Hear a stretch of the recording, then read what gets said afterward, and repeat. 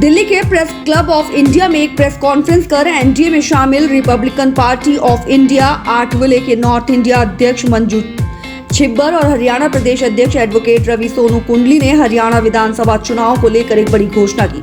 उन्होंने कहा कि उनकी पार्टी हरियाणा में 8 से 10 सीटों पर चुनाव लड़ेगी। भारतीय जनता पार्टी के साथ गठबंधन के तहत सीटों के बंटवारे पर चर्चा की जारी है और अगर भाजपा के साथ सीटों पर सहमति नहीं बनती है तो रिपब्लिकन पार्टी ऑफ इंडिया 8 विले 8 से 10 सीटों पर अपने उम्मीदवार उतारेगी और बाकी की 80 सीटों पर भाजपा के उम्मीदवारों का समर्थन करेगी। उन्होंने कहा कि अगर सहमति बनती है तो पार्टी 2 सीटों मुलाना विधानसभा और नीलोखेड़ी विधानसभा पर चुनाव लड़ेगी।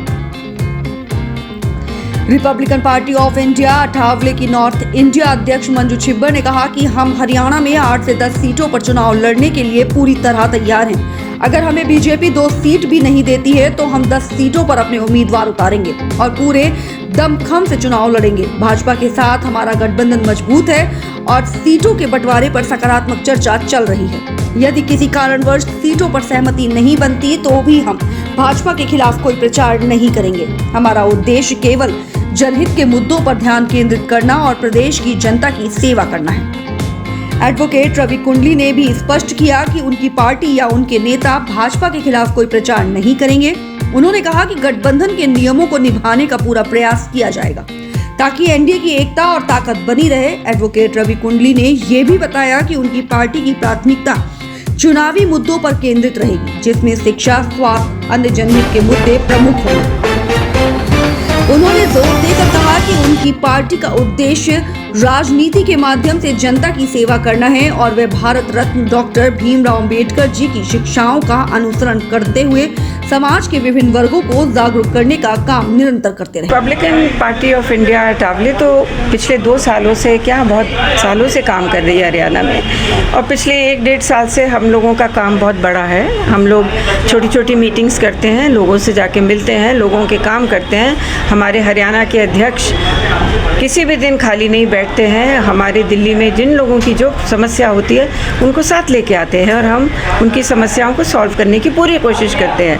हमारे 3 मुद्दे बहुत इम्पॉर्टेंट हैं। एक, जो झुग्गी झोंपड़ियों में रहने वाले लोग हैं, जो बेघर हैं, उनके लिए माननीय मंत्री जी ने, रामदास अठावले जी ने बहुत साल पहलों से उनके लिए लड़ रहे हैं कि इन लोगों को घर मिले, इन लोगों को थोड़ा सम्मान मिले और ये भी एक नॉर्मल ज़िंदगी जी सके। दूसरा, हमारा ड्रग्स का प्रॉब्लम पूरे देश में फैल रहा है, हरियाणा में भी फैल रहा है बहुत।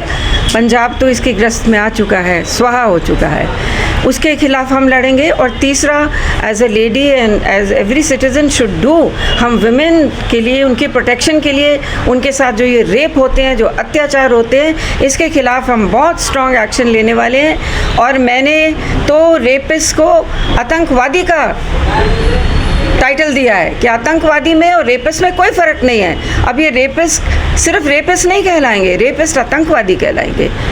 कितनी सीटों से हरियाणा में चुनाव लड़ने की उम्मीद है इस पार्टी की और कितनी सीटों से चुनाव लड़ने वाली है? हम लोग पूरी कोशिश में हैं कि 10 सीटों पे कम से कम हम अपने उम्मीदवार उतारें।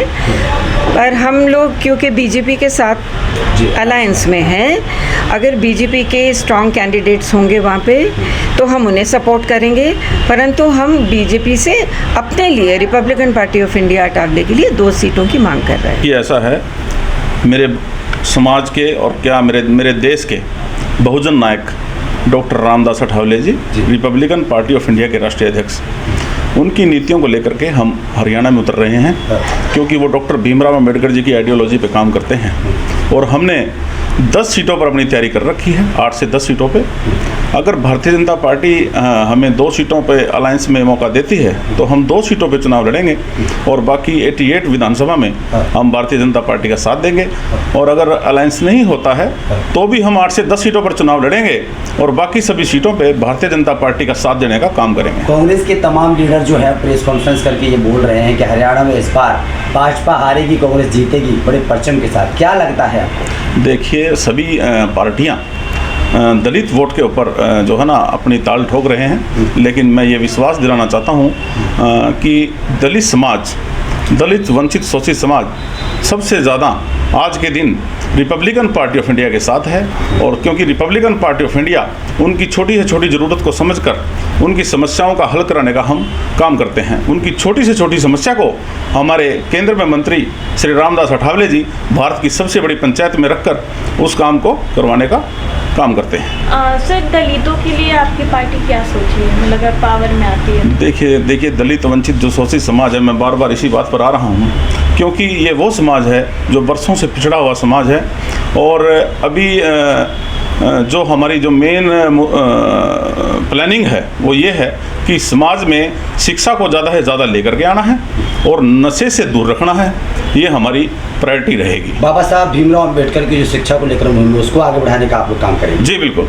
और किसानों के लिए क्या सोचा है आपने? देखिए, किसान तो अन्नदाता है, इस देश का जो भगवान है वो किसान है, क्योंकि किसान के अन्न खाकर ही हम जिंदा हैं, किसान का अन्न खाकर ही हम चलते हैं। तो किसानों के लिए हम पूरी जी जान लगाएंगे।